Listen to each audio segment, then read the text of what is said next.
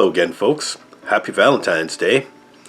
Now, I could have chosen a whole bunch of different, romantic movies or love stories to do on this Valentine's Day episode. Yeah, some of my choices would have been Starman, by John Carpenter, Karen Allen, Jeff Bridges. He's from outer space and reincarnated Karen Allen's dead husband or whatever. Or I could have done Singles, the one set in Seattle. Matt Dillon and Bridget Fonda are in that. It takes place in the Seattle grunge era, so it also features on the soundtrack Soundgarden, Alice in Chains, Pearl Jam. Despite its amazing soundtrack, is pretty lame, actually. So I chose one that it is definitely a love story, but it is a David Lynch love story. This is David Lynch's Wild at Heart, featuring Nicolas Cage, Laura Dern. Also, you get some other good actors in there. You get Willem Dafoe, Diane Ladd, Harry Dean Stanton. So Nick Cage and Laura Dern play Sailor and Lula. Sailor and Lula are in love, but Lula's mama don't like that. It's revealed throughout the story that they have a history. The Sailor knows a bunch of bad stuff about Lula's mama, whose name I can't even remember. So she sends guys to kill him. He kills one of those guys in self-defense and goes to prison for it. Meanwhile, Lula remains true to him for all the time that he's in jail. They decide that he wants to break parole and take Lula across the country and get away from her mother, and so she sends more guys out to kill him. And the whole movie is Lula's mama trying to keep Sailor away from her little girl. And it's pretty southern. I guess it takes place in southern U.S. It's sort of a road movie, so it kind of between North Carolina and New Orleans and Texas, I think.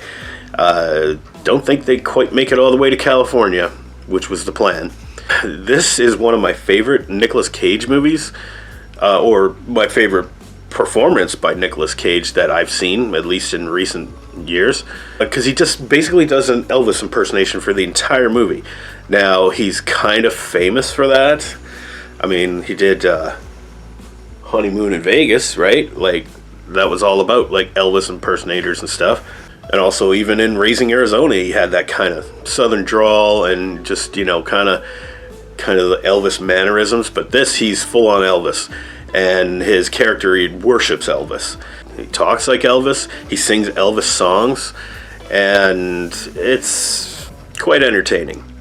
Laura Dern's performance, on the other hand, didn't really care for her in this movie. Because all she does is scream and cry and put on a really bad southern accent that just... I don't know, she does more screaming in this movie than she does in Jurassic Park, if you can believe that. So it's kind of like a crime drama, and it's kind of like a love story as they try and escape from, everybody that's trying to tear them apart.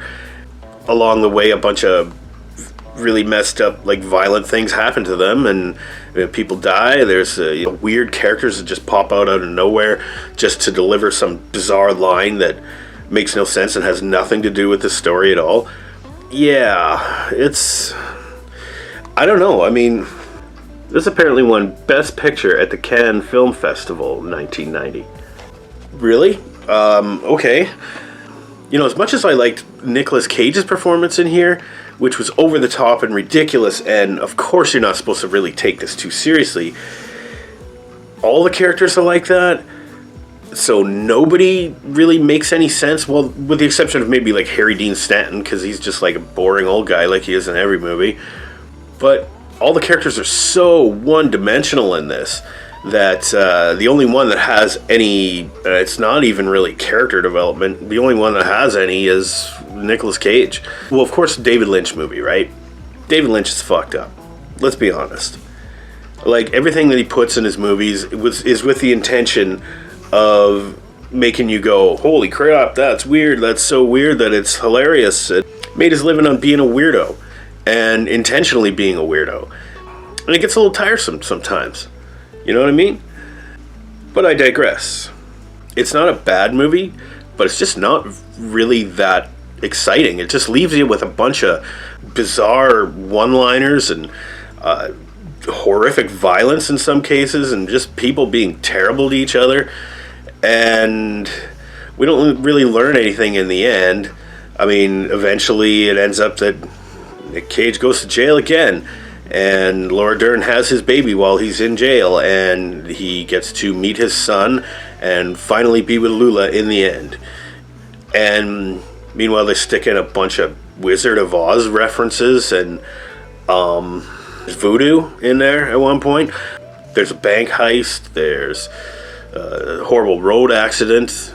Yeah, it's like the whole movie just went by, and it just meant absolutely nothing. And I mean, like, lots of stuff happened, but it's like none of it sticks with you.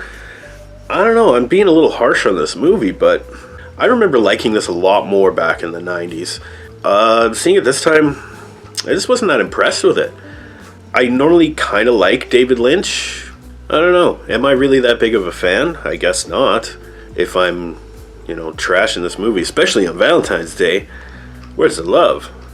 Well, to be honest, there isn't much love in this movie. There's nothing really romantic as to like why each of these characters would be in love with each other, because Nick Cage is a dirtbag and Lula's an idiot, and I don't know. Best thing about this movie is Nick Cage and his snakeskin jacket. Now, did I ever tell you the snakeskin jacket is a symbol of my individuality and my belief in personal freedom? And he says that line, 3-4 times in the movie. Boy, yeah, that's the best thing about it. I just don't understand why this is Best Picture at Cannes Film Festival. I was kind of on the fence about what to give this as a grade. I was going to give this movie like a B-, but then I realized, well, it's not really that good. It just rubs me the wrong way. It left me with a bad taste in my mouth. I don't know what it is. Maybe my viewpoints have changed in the last 30 years since I first saw this movie. But yeah, I think I'm going to give it a boring old C+. And now when I say a boring C+, I mean not that the movie was boring.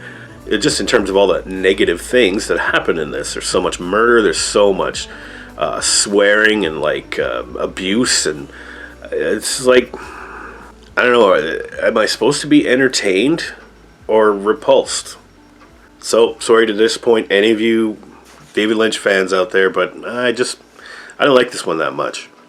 And I apologize for not bringing you a more recommended romantic movie to watch on Valentine's Day, but what can I say? I'm wild at heart. So until next time, folks, have a good one out there.